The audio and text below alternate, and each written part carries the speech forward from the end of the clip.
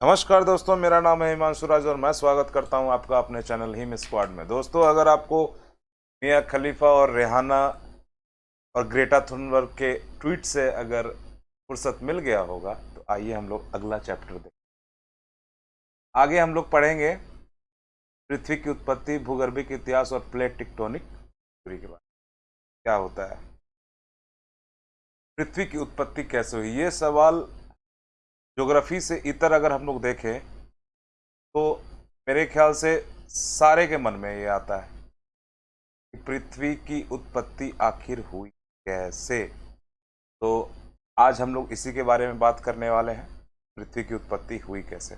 देखो, अभी तक हमने पढ़ा यूनिवर्स कैसे, बिग बैंग थ्योरी देखा था, बिग बैंग थ्योरी देखा, फिर यूनिवर्स फॉर्म हुआ, फिर हमने देखा कि डिफरेंट गैलेक्सीज बनी और गैलेक्सीज के बाद हमने देखा कि स्टार फॉर्मेशन कैसे हुआ था। स्टार फॉर्मेशन के बारे में हमने देखा, हमने अर्थ के बारे में देखा था, लेकिन उससे पहले स्टार के बाद का प्रोसेस जो था, जो हमारा सोलर सिस्टम बना और जो ग्रहों की जो उत्पत्ति हुई वो कैसे हुई।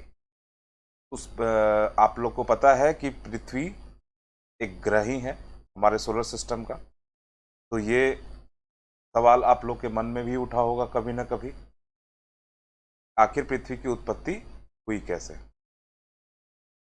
तो आज हम लोग इसी के बारे में बात करेंगे।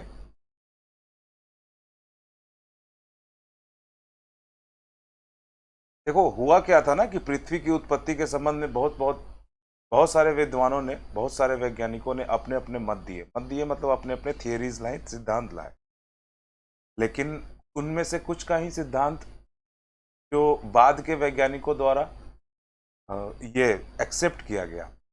जैसे अभी हम लोग, ये आपके एग्जाम पॉइंट ऑफ व्यू से बहुत इम्पोर्टेंट नहीं है, इसलिए मैं इसे बहुत ज़्यादा नहीं लंबा करूँगा। जैसे आपकी जानकारी के लिए मैं बता दूं, एक गैसियस सिद्धांत था, गैसियस सिद्धांत आया, गैसियस थ्योरी आए, फिर बाइनरी स्टार थ्योरी आई, बाइनरी स्टार थ्योरी आई। इसमें कुछ नहीं था, इसमें यह था कि जैसे हमारा सन है और सन से एक दूसरा स्टार टकराया था और इससे इससे जो सन का पार्ट टूट के अलग हुआ और उसको ग्रेविटी के कारण इसको चक्कर लगाने लगा और इससे ही हमारे ग्रह की और बाकी सारे ग्रहों की का निर्माण हुआ। तो ये एक थ्योरी थी। और उसके बाद आया नेब्यूला हाइपोथेसिस, जो कि सबसे ज़्यादा मान्य है अभी तक। देखो, इसमें क्या था नेबुला हाइपोथेसिस में कि हमारा जो, जैसे ये हमारा सन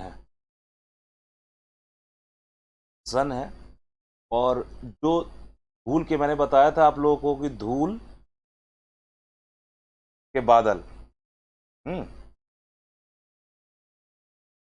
धूल के बादल ऐसे सन के चारों ओर थे, ये मैंने बताया हुआ है पिछले वीडियोस में।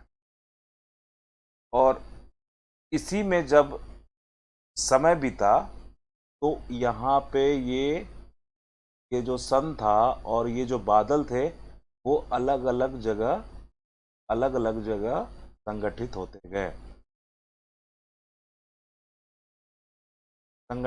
गए और फिर एक पाथ पर, अलग अलग पाथ में वो सन का चक्कर काटने लगे। इस हाइपोथेसिस में ओ स्पिन ने फिर बाद में संशोधन किया था। उन्होंने संशोधन करके ये बताया था कि, ये देखो संशोधन क्या था, इसने किया था ओ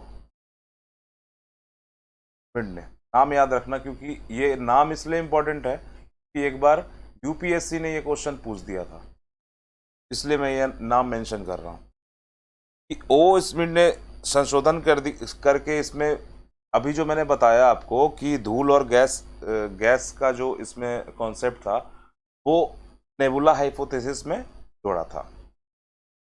इसके अनुसार धूल और गैस के कणों में घर्षण और टकराव के कारण एक चपटी तस्तरी बनी बादल की, अभी मैंने आपको बताया एक चपटी तस्तरी बनी बादल, और यही बाद में फिर ग्रहों के रूप में संगठित हुए और डिफरेंट डिफरेंट प्लैनेट्स बने, और वो अलग अलग अपने पाथ को फॉलो करते हुए सन के चक्कर लगाने लगे। तो ये था पृथ्वी की उत्पत्ति के बारे में एक छोटा सा ब्रीफ मैंने किया है। हालांकि ये बहुत ज़्यादा नहीं है और एग्ज़ाम पॉइंट ऑफ व्यू से भी ये नहीं है, लेकिन आपको ये आपकी जानकारी के लिए ये बहुत ही ये रहेगा, एटलीस्ट आप बता सकोगे किसी को भी, किसी के पूछने पे कि आखिर हमारी पृथ्वी की उत्पत्ति हुई कैसे।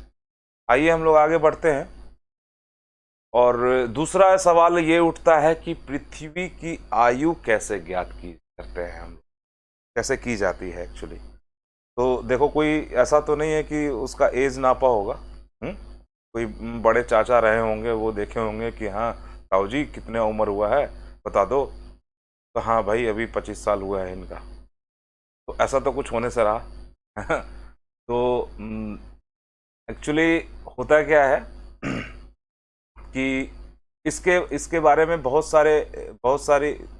सारे तरीके अपनाए गए, जैसे मैथमेटिकल फार्मूलाज अपनाए गए। मैथमेटिकल फार्मूलाज अपनाने के बाद फिर भी उसमें एरर्स आते गए, लेकिन बाद में एक वैज्ञानिक ने, एक साइंटिस्ट ने ये बताया कि रेडियो सक्रिय पदार्थों के आधार पर पृथ्वी की आयु की गणना की जा सकती है।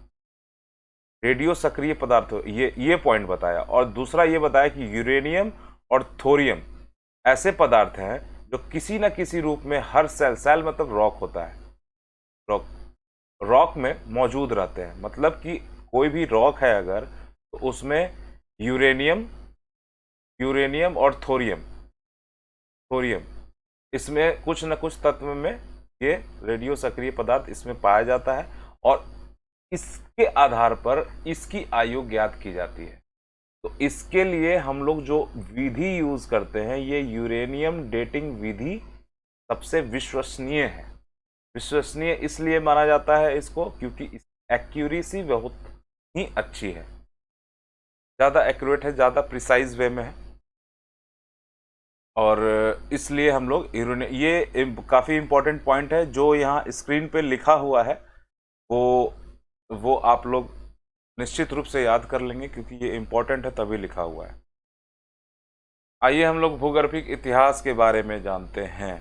देखो, जब वैज्ञानिकों ने ये देख लिया कि यूरेनियम डेटिंग मेथड से जब निकाला, तो उसमें क्या क्या निकाला। देखो, 3 का एज में बांटा है, 3 एज में, एक प्राइमरी, एक सेकेंडरी और एक टर्शियरी और एक 4 एज में क्वाटरनरी। माफ कीजिएगा, मैंने यहाँ पे 3 ही बोल दिया था, एक्चुअली ये 4 है। तो ये देखो, एक तो प्री कैम्ब्रियन काल, यानी कि जो बहुत पहले का, ये इसको प्री कैम्ब्रियन काल बोलते हैं। इसमें ठोस भूपटल का निर्माण हुआ था। मतलब हमारी पृथ्वी जो है ना, ये पृथ्वी पे जहाँ पे आप जमीन पे खड़े रहते हो, जिस क्रस्ट पे आप रहते हो, हम लोग सभी रहते हैं, उसकी बात हो रही है। यानी कि ये ठोस, यानी कि गैस से ये लिक्विड बना और लिक्विड से फिर सॉलिड बना। तो ये सॉलिड अवस्था में प्री कैम्ब्रियन काल में, बहुत मैं ब्रीफ करके बता रहा हूँ, बहुत छोटा करके बता रहा हूँ। एक्चुअली ये बहुत बड़ा है, और अच्छे अच्छे जो ज्योग्राफी के जानकार होते हैं वो यहाँ इस क्वेश्चन से बचते हैं। तो अगर आप ये अगर कर लेते हो तो आपको एक मोटी आइडिया हो जाएगा कि एज के बारे में, कि पृथ्वी को कौन कौन से एज होते हैं। और यहाँ से क्वेश्चन जब भी बनेंगे, स्टैंडर्ड क्वेश्चन बनते हैं, क्योंकि ये ऐसा पार्ट है कि जिसको सभी छोड़ के जाते हैं, कोई नहीं पढ़ता है इसको ज्योग्राफी में। तो आगे हम लोग देखते हैं। अब हम लोग देखते हैं प्राइमरी पीरियड।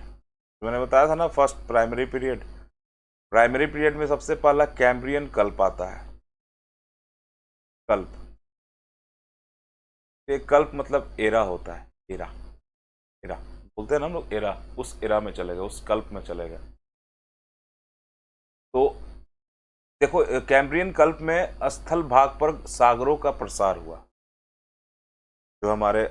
जो हमारा स्थल, जो यहाँ प्री कैम्ब्रियन में बन गया था, इस पर सागर आ गए। मतलब पानी, पानी जो वर्षण हुआ, वर्षा का प्रोसेस हुआ, इसके जैसे ये पृथ्वी है, हमारी पृथ्वी है, इस पे ठोस ठोस रूप में आई और वर्षा हुई। तो तो मान लो कि ये लेवल था, सपोज ये लेवल, और पानी यहाँ तक भरा हुआ था, पानी यहाँ तक भरा हुआ था। मतलब कि अगर आप उस टाइम में, इस टाइम में कैम्ब्रियन कल्प में जाते, तो आप जहाँ पे रह रहे हो अभी, वहाँ पे पानी भरा हुआ था, सिंपल अगर कहें तो। इसी तरह से ऑर्डोविशियन कल्प आता है, यहाँ पे पर्वत बनना प्रारंभ हुआ, पर्वत बनना प्रारंभ हुआ। उसके बाद आता है सिलुरियन कल्प, यहाँ स्थल पे वनस्पति का उद्भव हुआ। स्थल पे जब पानी धीरे धीरे नीचे हटा और यहाँ पे वनस्पतियां उगनी शुरू हुई, उगनी, और स्थल पे वनस्पति का, और कोरल रीफ्स का निर्माण समुद्र के किनारे तट पर होने लगा। यहाँ पे कोरल रीफ्स आने लगे थे। और डोवेनियम कल्प में पर्वतों का निर्माण, यहाँ देखो पर्वत का निर्माण प्रारंभ हो रहा है, और ये पर्वतों का निर्माण हो चुका था। वोल्केनो ज्यादा सक्रिय थे इस काल में। वोल्केनो आपने देखा भी होगा, काफी बार सुना भी होगा कि मौना लोआ में विस्फोट हो गया है, इसमें हो गया है, उसमें हो गया है, वही वाला वोल्केनो। कार्बोनिफेरस कल्प, ये काफी इंपॉर्टेंट है। कार्बोनिफेरस कल्प में प्लेटों का निर्माण और संचलन हुआ। अब देखो ये प्लेट क्या है, ये क्वेश्चन, तो इसके बारे में हम लोग आगे बात करेंगे। फिलहाल के लिए इतना जान लो कि प्लेटों का निर्माण एवं संचलन हुआ। पर्मियन कल्प में यूरोप, एशिया और पूर्वी अमेरिका में ऊंचे पर्वत बने। ऊंचे पर्वत, पूर्वी अमेरिका में एक पर्वत है अल्पेशियन पर्वत, तो उसका निर्माण हुआ। ये अमेरिका है ना, ये अमेरिका है, तो यहाँ पे है, ये यहाँ पे है अल्पेशियन। अब आ जाओ सेकेंडरी पीरियड में। ट्रायसरिक कल्प में रेप्टाइल्स आए धरती पे और मैमल्स का उद्भव हुआ। फिर जुरासिक कल्प, डायनासोर आए, आप जानते हैं। और भारत में नर्मदा नदी के किनारे डायनासोर्स के काफ़ी ज़्यादा ये मिले हैं। कभी मौका मिले तो एमपी जाना और वहाँ घूमना, डायनासोर्स का कहाँ कहाँ पे मिला है। कार्टेशियन कल्प, रॉकी, एंडीज और यूरोप के पर्वतों का निर्माण हुआ। रॉकी और एंडीज क्या है, ये पर्वत हैं, कहाँ पे हैं? रॉकी और एंडीज आपको उत्तरी अमेरिका और दक्षिणी अमेरिका में मिलेगा, और यूरोप के पर्वतों का निर्माण इस काल में हुआ था। अब हम लोग बात करेंगे कार्बोनिफेरस कल्प वाला, जो हम लोगों ने कहा था कि हम लोग आगे देखेंगे, ये इंपॉर्टेंट है। इसमें प्लेटों का निर्माण एवं संचलन। अब देखो ये यहाँ पे ये कॉन्सेप्ट ये समझ लेना, हमेशा याद रहेगा। देखो हमारी ये पृथ्वी थी, ठीक है, और जब ठोस रूप में आई और जब भूपटल का निर्माण हुआ तो ऐसा कुछ दिखा, तब ऐसा। वर्तमान के जितने भी महाद्वीप हैं वो इस तरीके से जुड़े हुए थे, इस तरीके से, और इसे पैंजिया कहा जाता था। पैंजिया कहा जाता है। यहाँ देखो नाम, और सब जुड़े हुए थे एक दूसरे से। आप मैप जब भी देखोगे तो इनका कट देखना कभी, जैसे इस मैप में देखो साउथ अमेरिका और अफ्रीका का जो ये भाग है, वो लगता है कि यहाँ से यहाँ खसक के चला गया है, खिसक के चला गया है। तो ये अभी हम लोग देखेंगे कि ऐसे जुड़ा हुआ था। फिर जब समय बीता तो दो भाग में ये पैंजिया टूटा। पैंजिया दो भाग में, कौन कौन सा? ऊपर का भाग लॉरेंसिया, लॉरेंसिया, और नीचे का भाग गोंडवाना लैंड,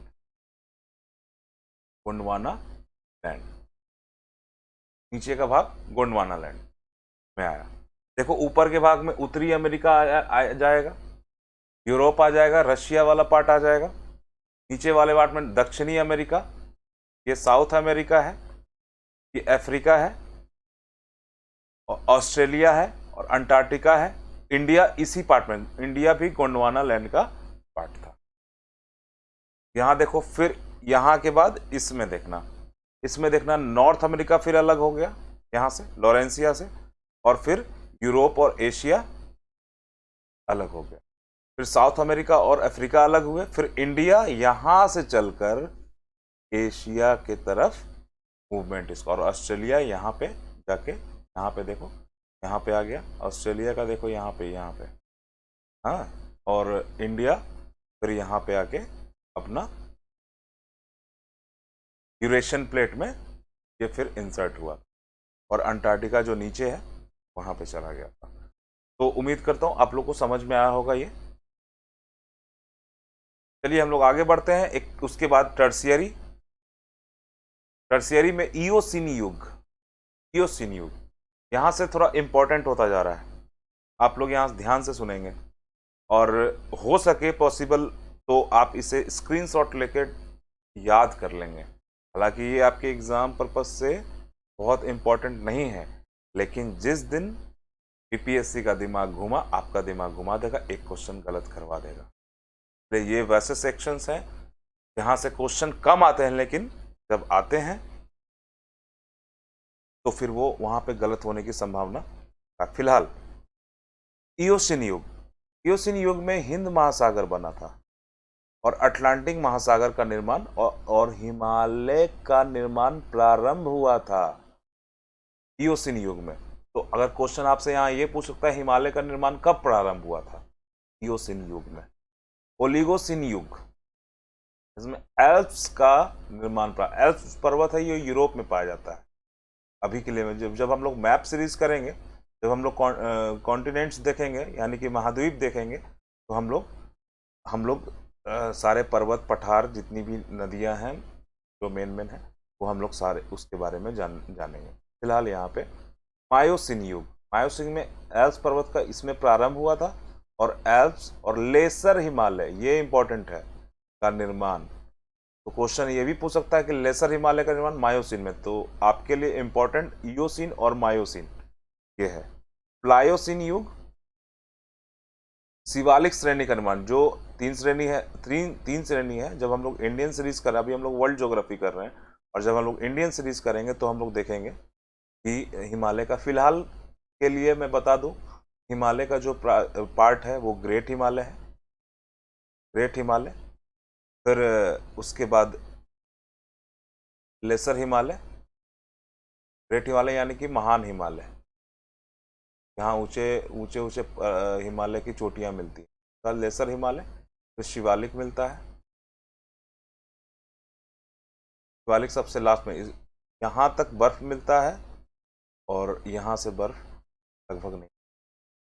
फिलहाल इसमें प्लायोसीन युग में शिवालिक का निर्माण, महासागरों महाद्वीपों का वर्तमान स्वरूप आ गया था इस युग में, यानी कि ये युग सबसे काम का युग है, इसलिए इसको प्लायोसीन को याद रख लेंगे आप।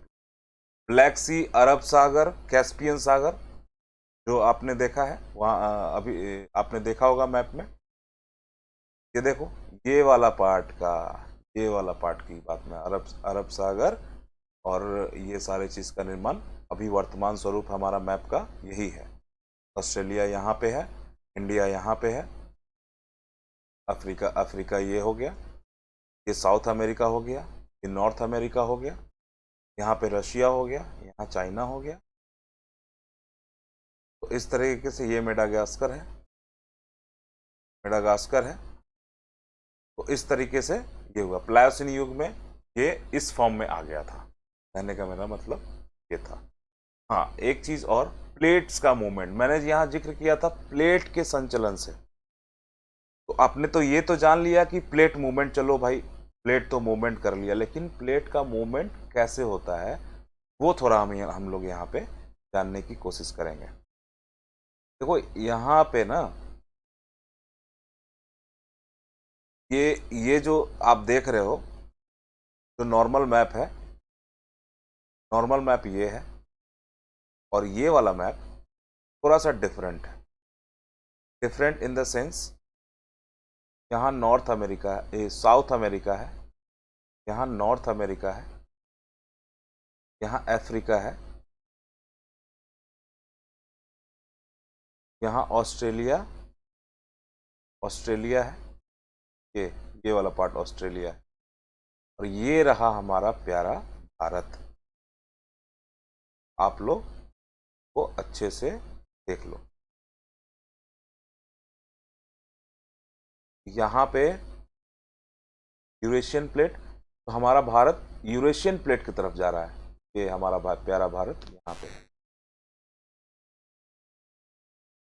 और ये इंडो ऑस्ट्रेलिया प्लेट का मूवमेंट किधर हो रहा है, ये देखो इधर की तरफ हो रहा है, ये इधर की तरफ जा रहा है, यानी कि ये देखो यहाँ समझ में आएगा।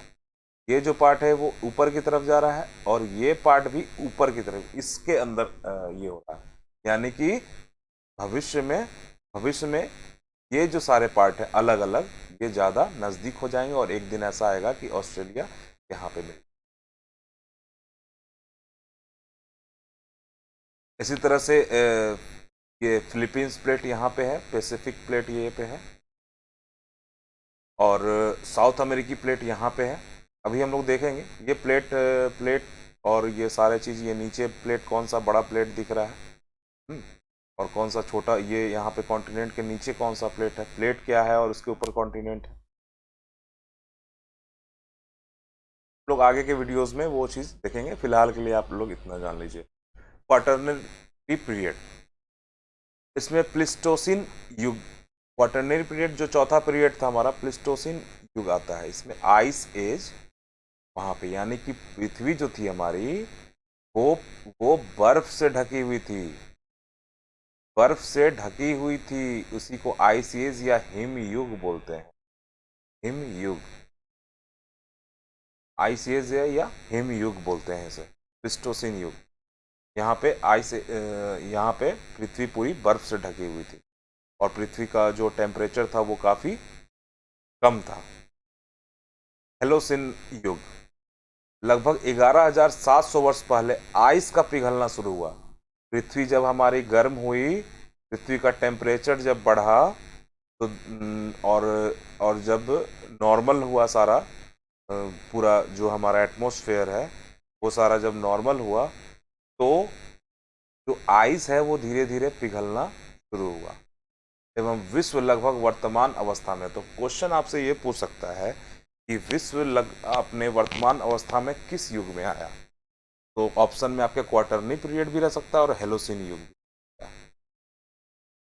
एक क्वेश्चन ये भी है, मिनी आइस एज या लघु हिम युग इसे बोला जाता है। तो एक्चुअली जो 1300 से 1870 इस टाइम को मिनी आइस एज बोला जाता है, क्योंकि इस दौरान टेम्परेचर कम हो गया था, और नॉर्थ अमेरिका और कनाडा और यूरोप के बहुत सारे भाग में बहुत ज़्यादा आइस ग्लेशियर्स होते थे। आइए हम लोग समझते हैं इसको।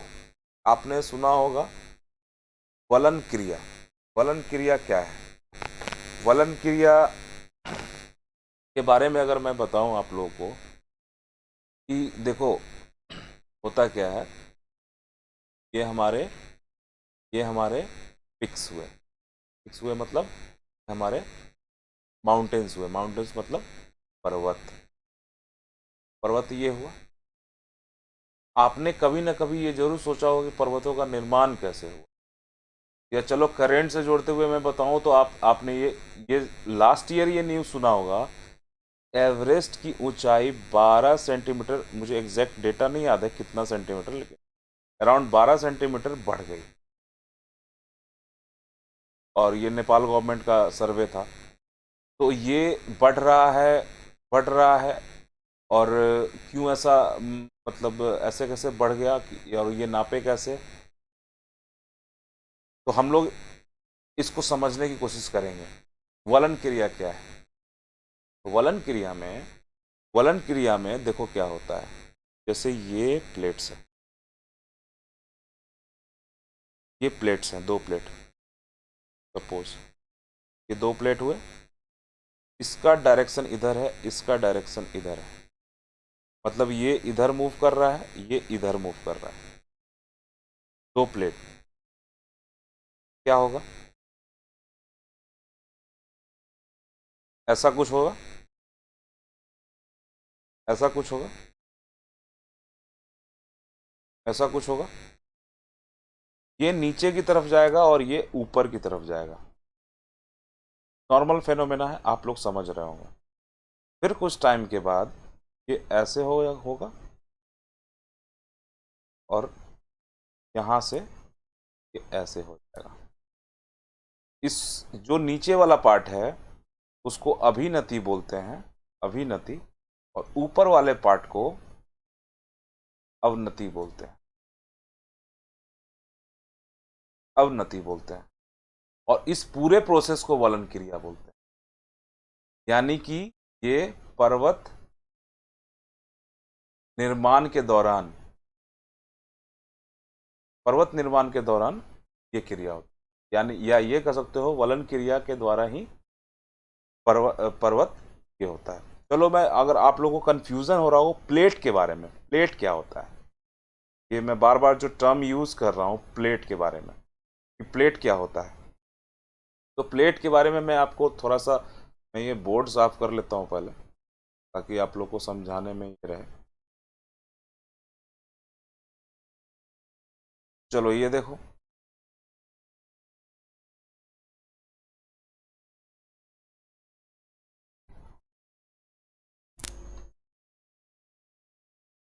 प्लेट्स के बारे में हम लोग देखते हैं। देखो, ये तो जैसे ये हमारा भारत हो गया, भारत हो गया ये।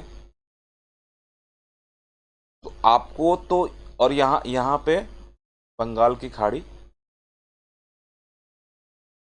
बंगाल की खाड़ी, यहाँ अरेबियन सी, अरब सागर। लेकिन आपको जानकर ये हैरानी होगी, ये जो प्लेट है एक्चुअली जो हमारा हिंद महासागर है, हिंद महासागर है, ये भी किस सागर जिस जिस तल पे होगा और ये भी जिस तल पे होगा उसी को प्लेट कहते हैं। अगर सिंपल लैंग्वेज में मैं बोलूँ, सागर का तल और कॉन्टिनेंट का तल, उस वो भी तो आखिर किसी चीज पे होगा ना। और वो उस पूरे को यूनाइटली हम लोग, कलेक्टिवली हम लोग क्या बोलते हैं? प्लेट बोलते हैं। अभी हम लोग आगे जब स्थल मंडल पढ़ेंगे, स्थल मंडल पढ़ेंगे, तो हम लोग लिथोस्फीयर, लिथोस्फीयर पढ़ेंगे। हम अगला 2-3 वीडियो इसी पे होने वाला है। ये कॉन्सेप्चुअल सीरीज है। ये जो अभी का 2-3-4 लेक्चर जो होगा आगे का, और पीछे का जो 2 लेक्चर होगा, जो 2 लेक्चर रहा हमारा, वो पूरी तरह से कॉन्सेप्चुअल है। ये आपके कॉन्सेप्ट को डेवलप करेगा, इसलिए इसे मिस ना करें और इसे बहुत ध्यान से पढ़ें। क्वेश्चन भले ही यहाँ से ना आए, लेकिन आप अगर ज्योग्राफी पढ़ रहे हैं और आपको उसे अच्छे से कर रहे हैं तो आपको ज्योग्राफी में फिर दिक्कत नहीं हो। मैं इस सेक्शन में काफ़ी परेशान होता था, मुझे कभी समझ में नहीं आता था कि ये क्या चल रहा है, प्लेट प्लेट। मैं आपको दिखाऊंगा कि वो प्लेट कैसा दिखता है। और आप लोग भी देख सकते हैं, अपने ही मोबाइल में देख सकते हैं, अपने अपने मोबाइल में भी देख सकते हैं। मैंने पिछले वीडियो में इस बात का जिक्र किया था कि कैसे देख सकते हैं। फिलहाल हम लोग कुछ MCQs देख लेते हैं। पृथ्वी की आयु निर्धारित करने में निम्नलिखित में से कौन सी विधि का प्रयोग किया जाता है? ये यूपी यूपी का कोई एग्जाम हुआ था, उसमें पूछा था यूरेनियम डेटिंग। अभी हम लोगों ने देखा। महाद्वीप अलग कैसे हुए? ज्वालामुखी फूटने से? नहीं। विवर्तनिक क्रिया से? चट्टानों के वलन और भ्रंशन से? नहीं। उपयुक्त सभी? ये भी नहीं। सिर्फ इससे, विवर्तनिक क्रिया से, प्लेट टेक्टोनिक कारण महाद्वीप अलग हुए। ज्वालामुखी कोई संबंध नहीं है।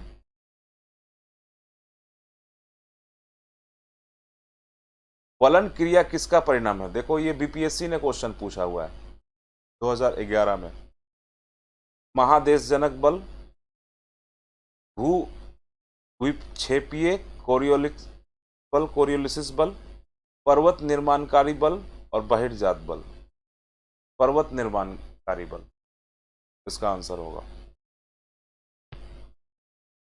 अभी मैंने बताया कि वलन क्रिया से ही पर्वतों का निर्माण होता है। पृथ्वी पर मूलतः एक ही विशाल भूखंड था, जिसे क्या कहते थे? पैंजिया। निम्न कालों में से किसे प्रायः लघु हिमकाल माना गया है? तो देखो यहाँ पे ऑप्शंस देख लो। 750 से 850, 950 से 1250, 1650 से 1800, 8 से 8000 से ये। तो देखो ये क्लोज है, और 4 ऑप्शन में तो ये हो जाएगा। लेकिन बीपीएससी में अगर ये एग्जाम में अगर ये पूछे तो वहाँ ऑप्शन ई होता है, मानना है ई। और ये इसका रियल आंसर होगा 1300 से 1870। री एग्जाम में पूछा था यूपी ने। डायनासोर का काल आज से कितने वर्ष पहले था? 18, वो जो जुरासिक एरा था उसमें वो लगभग 18 करोड़ वर्ष पूर्व था। भारत प्राचीन सुपर महाद्वीप गोंडवाना लैंड का भाग था। सही है। इसमें वर्तमान समय का निम्न भूभाग शामिल था। कौन सा भूभाग शामिल था? तो मैंने बताया था दक्षिण अमेरिका, दक्षिण अमेरिका, दक्षिण अमेरिका था, ऑस्ट्रेलिया था, अफ्रीका था, यूरोप नॉर्थ अमेरिका, और यूरोप नॉर्थ अमेरिका का पार्ट नहीं होगा, यानी कि ऊपर वाला। वो किसका पार्ट होगा? वो हमारा, ये देख लो यहाँ पे, मैं फिर से दिखा दे रहा हूँ।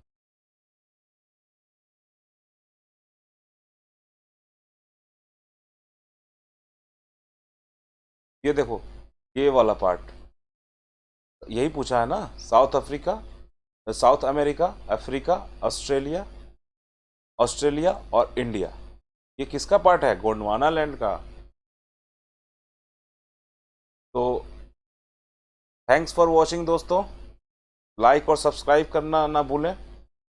और आप लाइक भी कर सकते हैं, डिसलाइक भी कर सकते हैं। अगर नहीं पसंद आ रहा है, भाई मुझे भी तो पता चलना चाहिए। मैं आप लोग को समझ में आया, या मेरे से कोई गलती हो जा रही है, या फिर मैं कोई और तरीके अपना सकता हूँ, तो उसके लिए भी आप कमेंट कर सकते हैं। और आप हमारा टेलीग्राम चैनल भी ज्वाइन कर सकते हैं। अपने मोबाइल पे टेलीग्राम खोलकर हिम स्क्वाड चैनल आप वो टाइप करेंगे, आपको मिल जाएगा। आप उसके थ्रू हमारे चैनल को ज्वाइन कर सकते हैं टेलीग्राम। वहाँ पे आपको अपडेट्स आते रहेंगे, रेगुलर अपडेट्स वहाँ पे आते रहेंगे, लेक्चर के रिगार्डिंग भी, और भी बहुत सारे कंटेंट टेलीग्राम पे आते रहेंगे। हमारा जो नेक्स्ट वीडियो होगा वो हम लोग स्थल मंडल के बारे में पढ़ेंगे, चट्टान के बारे में होगा, रॉक्स। तो मिलते हैं दोस्तों हम लोग अगले वीडियो में। मैं हिमांशु राज आपसे विदा लेता हूं, और हम लोग मिलेंगे अगले वीडियो में। धन्यवाद।